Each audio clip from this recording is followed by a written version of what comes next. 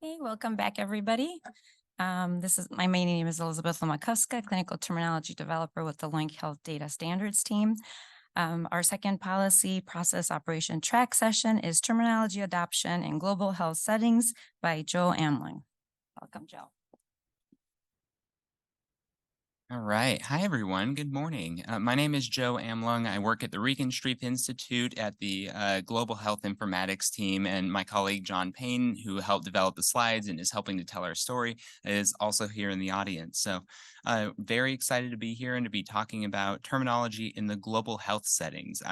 I think today we have gotten, and yesterday we've gotten a lot of discussion about terminology adoption in higher income countries such as US and Europe. And today we're going to be talking about that in the global health settings in the low and middle income countries. So I first wanted to just set the stage about the context a little bit in what makes the global health challenges a bit unique. We all know about economic challenges and disasters. These are happening in any country, but these are especially happening in these lower and middle income countries. And yet the infrastructure that is in place in these countries is not quite as robust as what we are blessed with in the US and in Europe. And another issue that we face is the healthcare professional coverage, which I'll go forward in the next slide to talk a little bit more about in our country example with Malawi, where it's estimated that about 97% of the Malawians are living below the US poverty line of 550 a day. And 3/4 of this population are highly vulnerable to hazards, floods, and drought cycles. And a lot of their food production can be lost to natural disasters. And climate change is expected to increase the frequency of these disasters. And yet, with all these disasters that are happening, the medical care coverage is much less in these countries, where in Malawi, it's 1.2 doctors per 10,000 people, but in US and Canada, that's more up in 23 and 26. So Malawians are having to do a lot more with healthcare with much less. And so, to start combating this in the global health field, one thing that a lot of our philanthropies and donor agencies have been doing is starting to invest into these countries. And CDC, PEPFAR, Global Fund had started off as investing into more bespoke, more siloed projects. And example of that is HIV indicator reporting, where the investment was going into these individual projects. But nowadays, the landscape is changing a little bit to be investing more into country infrastructure and capacity so that it's not just a single solution, but instead it is a more holistic approach that ends up benefiting the country and still being able to accomplish these individual projects like HIV indicator reporting. So, in addition to our philanthropies, our donor organizations, the global community is also coming together to be resolving our challenges together. And you can see an example up here with the Open HIE community. This was our community meeting back in 2019, where many of us had convened to talk about health information exchange and the ongoing projects that we are doing and things like that. This in particular was over 200 attendees from over 20 countries back in 2019. This open HIE framework is formed around this conceptual architecture, which you can see here, made up of business domain services, registry services, interoperability layers, point of service applications, and things like that. And of course, this reusable framework is extremely helpful in helping countries decide where to invest their resources and where to take their digital health vision. But of course, what makes this actually work is the people. It is the community, which is the heart of all this. And we have come together to make this framework a reality in many countries. In particular, what we here at this conference are going to be most interested in is the terminology service component. And many of you are working with terminologies individually, but terminology service is that centralized source for these standards and definitions so that standards like LOINC and SNOMED and ICD can be actually used to normalize clinical data. And essentially, we get everybody speaking the same language so we can achieve our goals of interoperability. And so the terminology management maturity model is one particular framework that we are often guiding our country partners through as they begin to adopt terminology and terminology services. And you can see that it starts off, many countries are still in that nascent and emerging stages when it comes to terminology. They're aiming to get to more of the shared electronic reference, to digital subscription, and eventually to data exchange. But between emerging and shared electronic reference, there really is a steep climb that low and middle income countries are having to surmount. And it ends up having to change the way that they are thinking, how they are structured, what business processes they have, what governance they are undergoing, and all of that. And so this is often where we are getting involved in trying to make that steep climb a little bit less steep. I also just wanted to give some ecosystem drivers. These are some of the events, the initiatives, ongoing work that is happening in the global health space that is pushing forward terminology. And one in particular is smart guidance and emerging standards. And so smart guidance, also known as computable guidelines, is an approach to adopting best practices so that, for example, when WHO puts out new guidance about HIV care, it doesn't have to go through a large process, a lot of thinking, a lot of discussion. Instead, ideally, you are able to plug and play with the brand new guidance that is being released. And so this approach is being adopted by WHO and is starting to be adopted by other organizations too. Uh, Also, there is an increased need for building terminology capacity and making sure that terminology can be deployed much easier. So we are helping with the local adaptation of terminology and packaging it so it is both useful and intuitive for the implementing systems. Additionally, there is a push for open licenses and content syndication so that there is less restrictive licensing. And LOINC has done a very good job of this in making sure that anybody can immediately start using the content without having to go through a purchasing process or licensing process or anything like that. Additionally, electronic health records are, especially OpenMRS, are taking on concept dictionary management, where they are saying, here's what information we are collecting in our tools, and that information ends up being coded to standard terminologies. But with this concept dictionary management, there is a need for tooling that supports the reuse and the integration of standards into these systems. And lastly, this is a little bit more recent. Countries have been taking on the initiatives of national health data dictionaries, where they are taking their HIE investments and turning that into a data dictionary that can be agreed upon for the entire country. And it just greases the wheels of the implementation of terminology in an aligned way that the whole country can work around. So I did want to give an example of a workflow that happens in the global health space, and this is a HIV indicator reporting that I brought up a couple of times. So in a very, very, very basic sense, it's starting with local EMR data that goes through a process of transformation and translation to get it into a format where it can be processed and evaluating using some standard query logic such as CQL. And this ends up producing a measure report, such as a TX-Cur measure report that might be sent to someone like PEPFAR. However, we run into a number of challenges, and some of these were actually mentioned by Dr. Huff in his presentation yesterday, where local data is heterogeneous. Their data models are very much not the same as you go from one implementation to the next. And people are also needing a terminology service to assist with the translation of codes. And even when they've had some of that assistance, they still are ending up having to manually rewrite query logic so that the calculation will actually work correctly. And this ended up being a lot of work, and it was just for one indicator. There are more than 40 PEPFAR indicators that people are required to report, though. And it's like, well, was this work all worth it just for one indicator when there's so many to do? And so countries are recognizing these challenges with these workflows. They're aiming to establish standards-based solutions that can actually overcome them. And I wanted to give a good example here, which is Kenya's work. They have a digital health vision.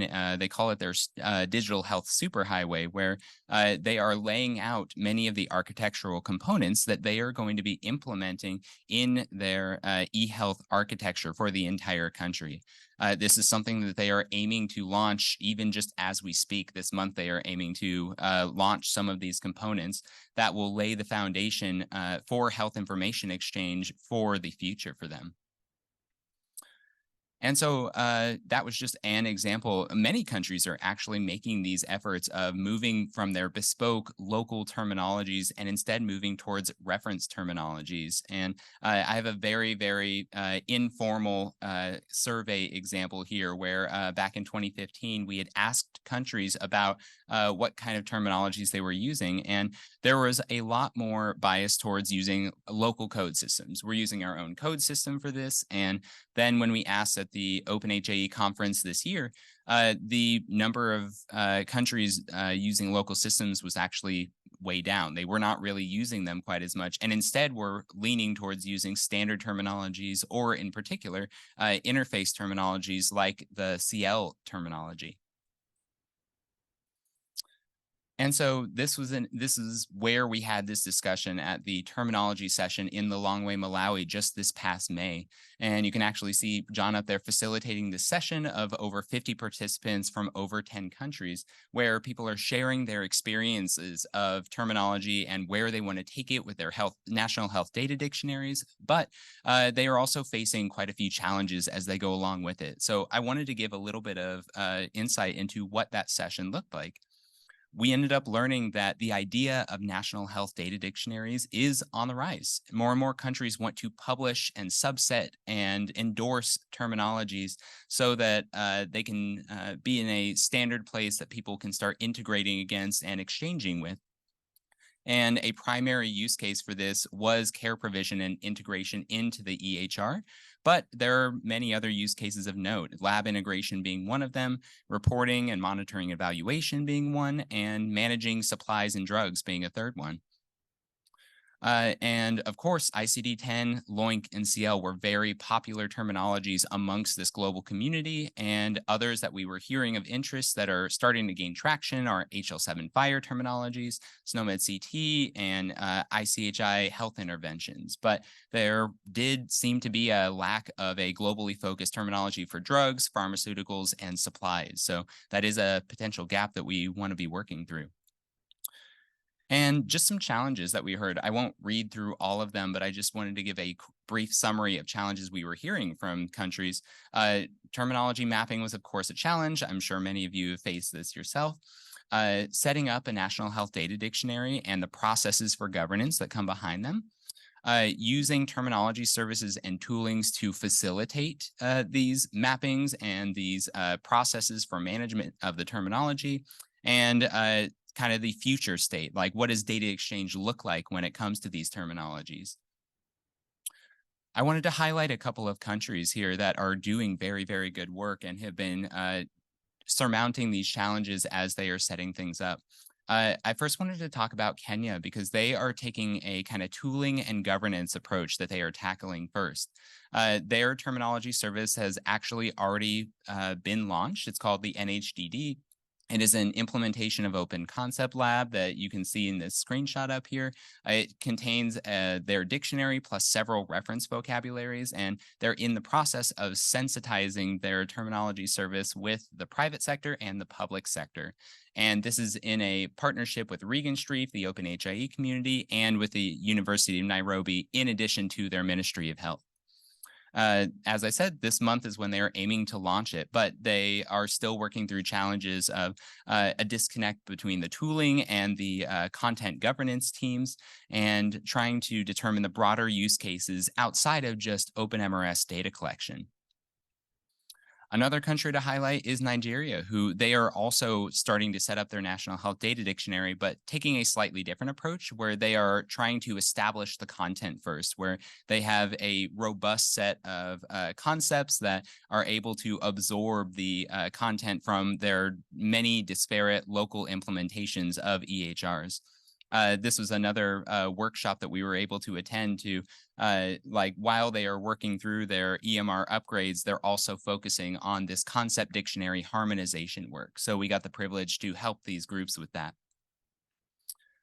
So, as these countries are going through these efforts, there are digital health global goods that are aiming to support them in the process. And these global goods are often software, but they can also be other things such as content or courses, academies, whatever they might be.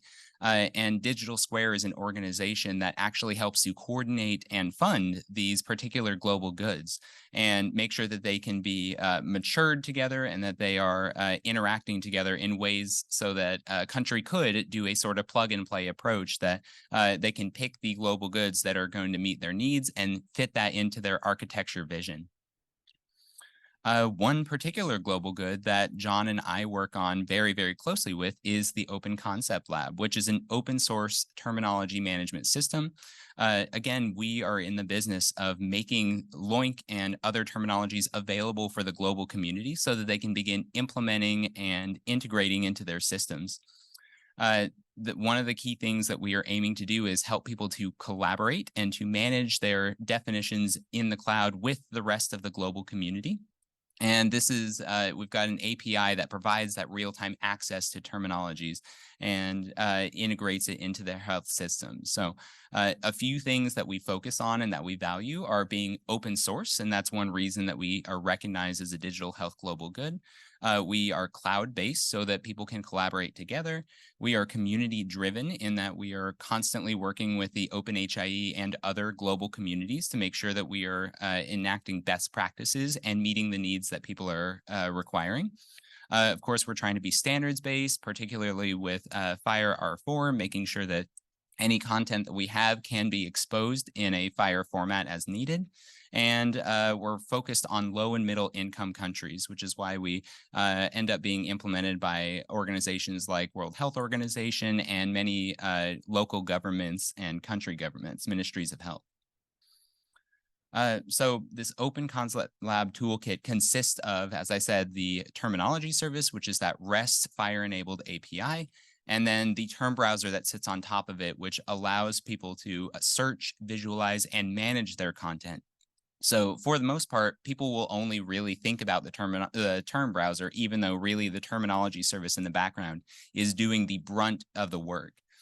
And then these tools, which are, they are just software tools, but we deploy them on OCL Online, which is a very easy to use, easy to get started with service. And people can immediately start accessing these terminologies and immediately just start making their value sets and immediately start creating their own codes when a terminology isn't meeting their need. So just a couple examples of what people are doing with Open Concept Lab pretty frequently. First thing that they are often doing is they get in, they start searching. They are trying to find codes that are meeting their particular need. They start browsing different terminologies. Maybe they are doing comparisons one-to-one of like, all right, what's the difference between this code and this code? And they end up starting to learn a little bit more about what terminology meets their needs. When they find that maybe there's a gap, they begin publishing their own local code so they can end up loading them in and start up that mapping and collaboration process. They end up aligning with standards like ICD and LOINC, and then eventually they can use that to start transforming their data, translating their data using these structured maps. And in the case that they are finding the content that they need and they need to start creating a value set with purpose, they're able to do that. And ideally, if someone has already created the value sets of interest for them, they can start reusing the ones that are available from the global community already. So one interesting thing I like to point out is that with these global goods, there is kind of an intricate community where we are constantly collaborating with each other. And one good example of this is the very common OpenMRS use case, where OpenMRS is the medical record that most people are starting to use. But in addition, they are using Open Concept Lab to manage the codes that are being used in those forms. Those codes often coming from the CL interface terminology. And so OpenMRS and CL, the OpenMRS concept dictionaries are made of CL concepts generally, And these CL concepts are hosted in the Open Concept Lab platform, where mappings to standard vocabularies are already there, and people can just immediately get started with it and know that their content that they are collecting is being standardized with a vocabulary like CL, which can then later be translated to a LOINC or an ICD-10 or whatever code system they end up needing in the future. So, just to talk a little bit about where terminology is headed for the global community, because we've got some next steps, we've got some upcoming initiatives with this. First, tooling development for global goods. And this is something that the Open Concept Lab community is particularly focused on. Some sort of mapping tool that is ready to use for content that is in the Open Concept Lab online space, essentially. And this is something that we could actually collaborate with many of you all on, because I know there are existing tools, but not many that are really freely and readily available for use in the global community. Another thing that we're wanting to beef up in the terminology service space is these collaborative workflows, so that people are able to collaborate both with organizations outside of their organization and also with their own internal teams. And then, of course, we want to make sure that we are publishing the best possible content for people. Sometimes that requires us to work around licensures or things like that, but we are trying to make sure that the right content is available for people when they need it. And another thing that we're working on is guided terminology management workflows, because this isn't always the most intuitive thing when people are getting started. When they're building their forms, they kind of want to be guided on how to set up their value sets, or how they should be structuring their terminology content so that it can more easily be standardized in the future. Another thing that we are working on is we are supporting learning resources and capacity building. OpenHAE Academy is one particular place where we are able to publish our educational resources and our thought leadership and whatever ideas that we want to help the global community to adopt. So we teach about the basics of terminology usage in global health and what practical insights there are to adopting that into their health systems. And you can just see a couple examples up here. We have a couple of courses already published, but we are always up for gathering up more resources and best practices that countries can just immediately access. And we already have Kenya and Nigeria, for example, have sent their teams to through these academy courses to get them started on their national health data dictionary journeys. Another thing that we are working on is these community-driven frameworks, and this particularly comes up with the OpenHIE Terminology Services subcommunity. The Terminology Service Maturity Model, which we talked through a little bit before, is something that we are constantly growing and making sure that it applies as well as possible to the global health context.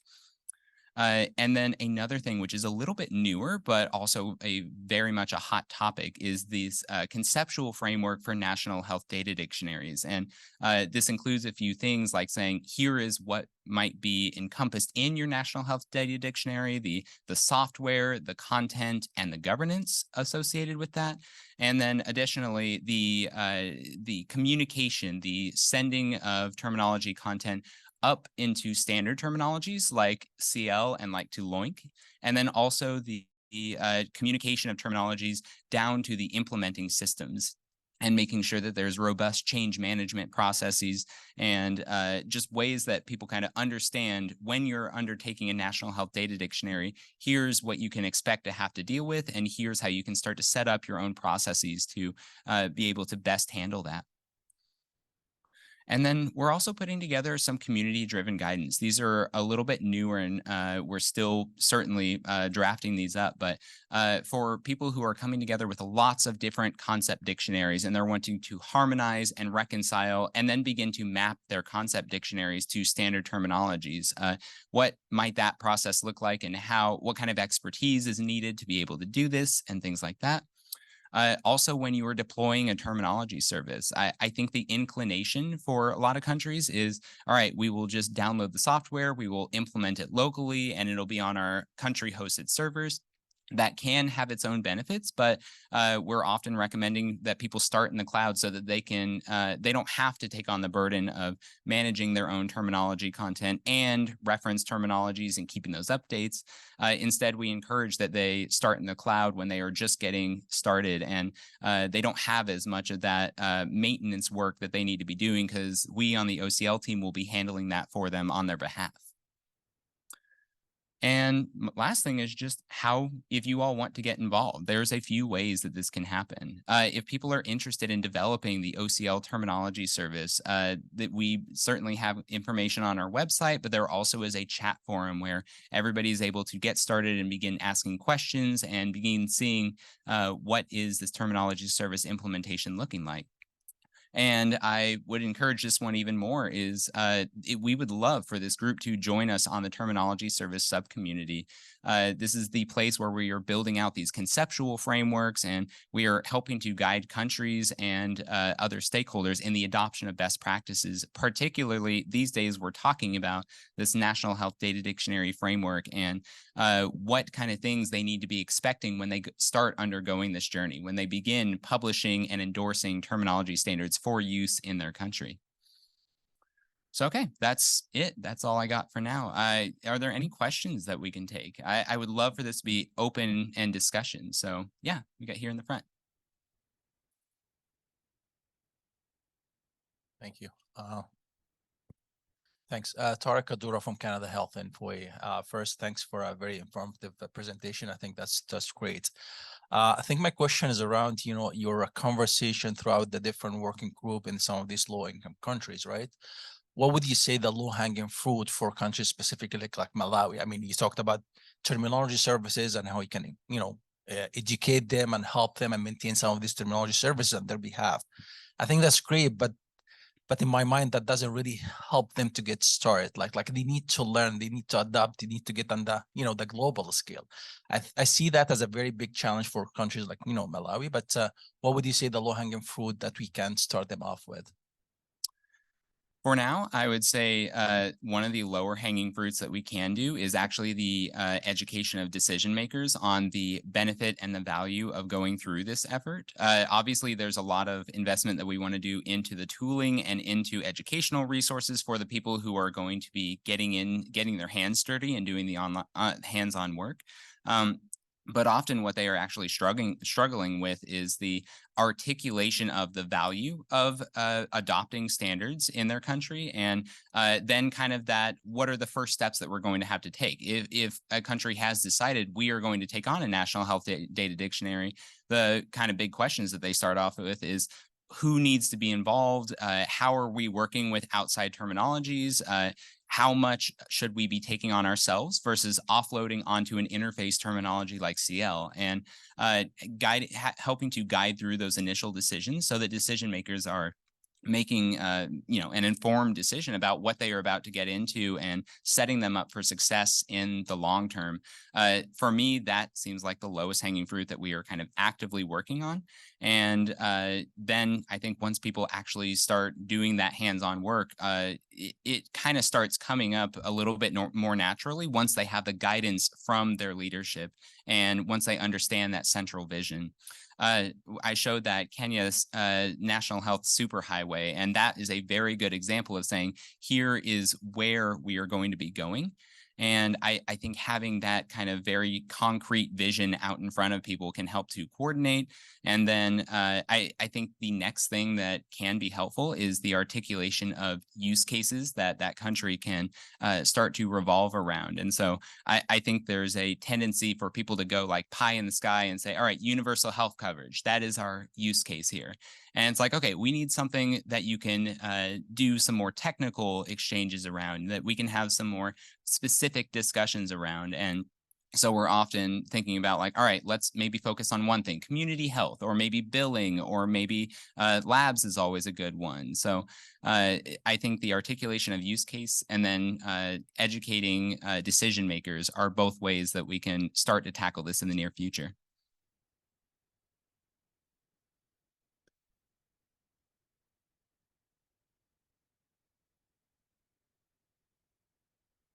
As you mentioned, universal health coverage. what can we do with that then? I mean, it is not, we can make everything interoperable, but then that doesn't mean there will be universal health coverage. I think the pricing of the thing has to be added. HTA has to be added to terminologies. So what is your thought? Well, I think that's kind of what we're aiming for, is that we're trying to start off small. We are trying to say, all right, let's start with some much more bite-sized use cases that you can show that initial success.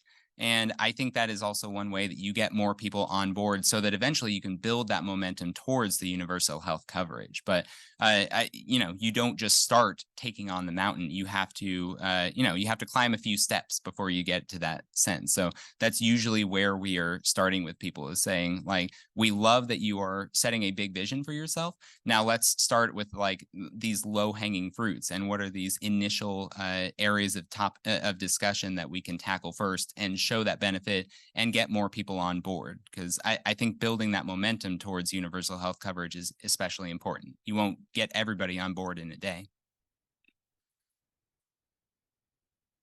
From pediatric point of view, I think if we digitalize guidelines and then see how these guidelines are put through health systems, at the end you can compare the health systems and see where the gaps are and where. So I think personally that all this work will end. The end result will see how universal health coverage is delivered. But it's very difficult, I think. Yeah, absolutely. Yeah. Any other questions?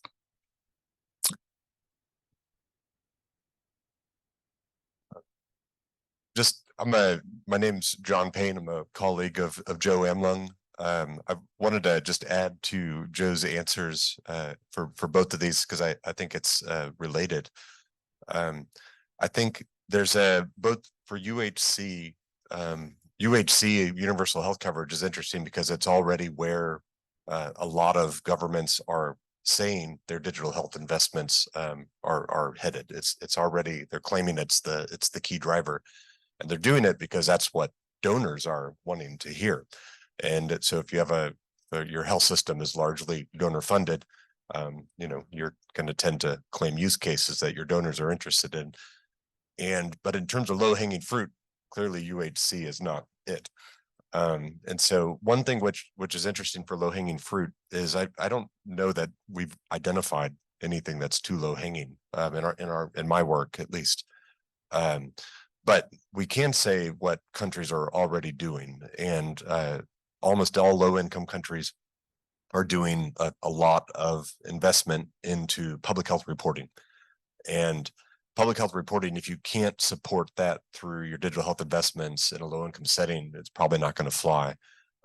There's other areas too, such as laboratory, supply chain, but those tend to be much more siloed in these settings than the public health reporting is. And there's a trend that we've seen in most middle and high income settings, is that digitization, data standardization tends to begin with billing, and because you follow the money. But following the money in a low income setting is still public health reporting, and so that's why it tends to be the focus. And so the example that Joe showed, I think, is a great example of that for PEPFAR, reporting indicators to PEPFAR for HIV care and treatment. Does tend to drive the investment, but which points back often to diagnoses. And so if you can't accurately capture diagnoses, then you can't even start with your public health reporting. And so a lot of the standardization I think that we're seeing is beginning with ICD-10, ICD-11. ICD-11 is a big push in low income settings. But there's not a lot of adoption. There's a lot of investment and talk about it right now. And so countries that are looking to establish a national health data dictionary or a terminology service are often beginning with publication of diagnostic codes that they're already using locally, and thinking about how could they begin to map that to reference standards that are available. So.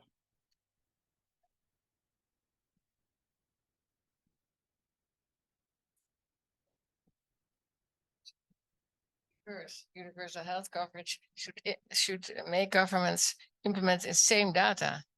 Otherwise, you can never compare.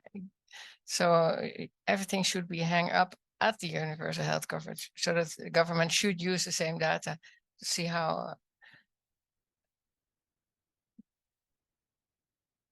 Nice. All right. All right.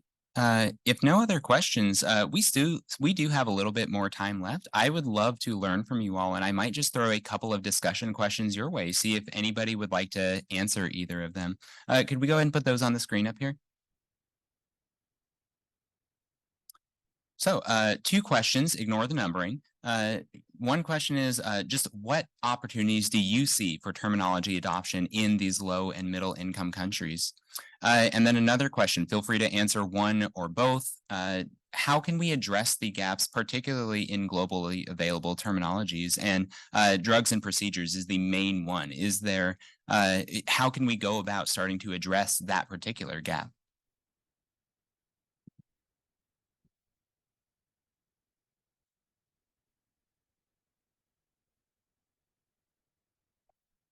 So I've done in the past a little bit of work in some places far away from North America and Europe.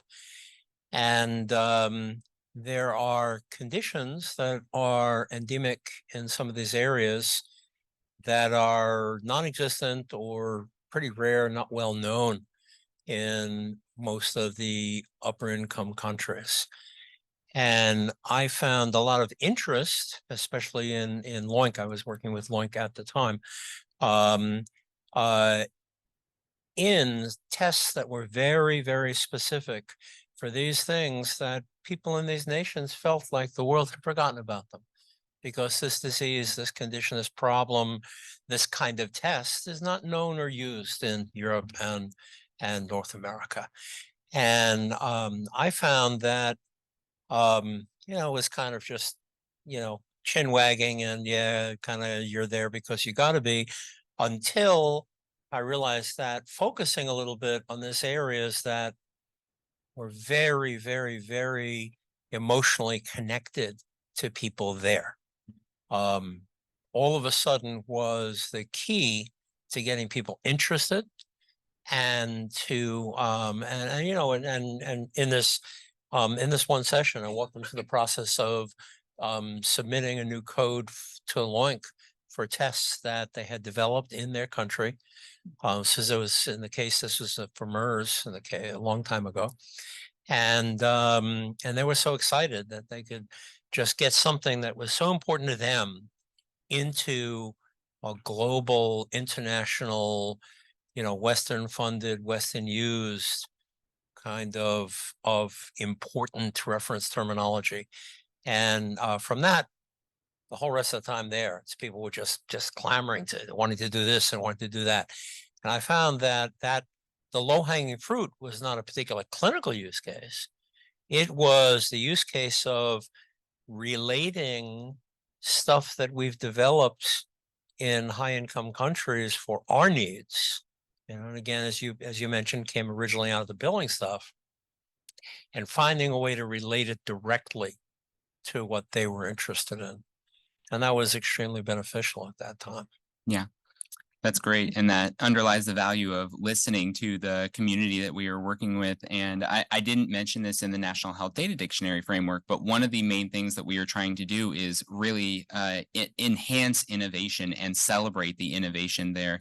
And we should not be discouraging people saying, well, people commonly don't do that test. We should be saying, all right, you're the first one to do it. And then when someone else comes along and wants to use it, here is where they can get started. And so putting those good innovations on a pedestal is something that we want to do for National Health Data Dictionaries in particular. I think for the first question, you might have touched on that throughout your presentation already, but I would say there is twofold. The first one, I think we pick one of the use cases and work backwards. So here's the value, the outcome. If you fast forward, and this is basically to show them that there is definitely the value of adopting, international standards, for instance.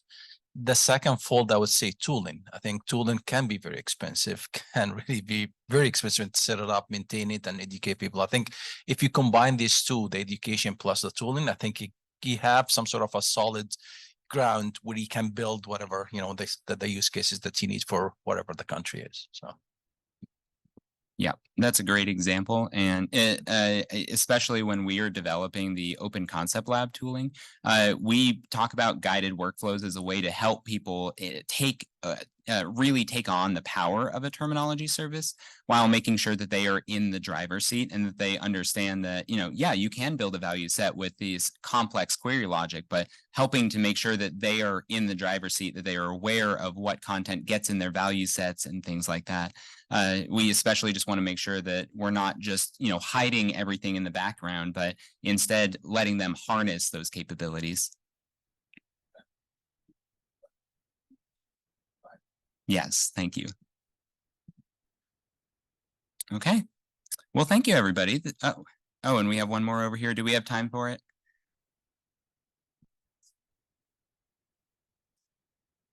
Mm-hmm. Yeah. It's simple, but I think in Europe it's used for, at least for vaccination. Great. Yeah. All right. Well, thank you, everybody. Have a good rest of the conference.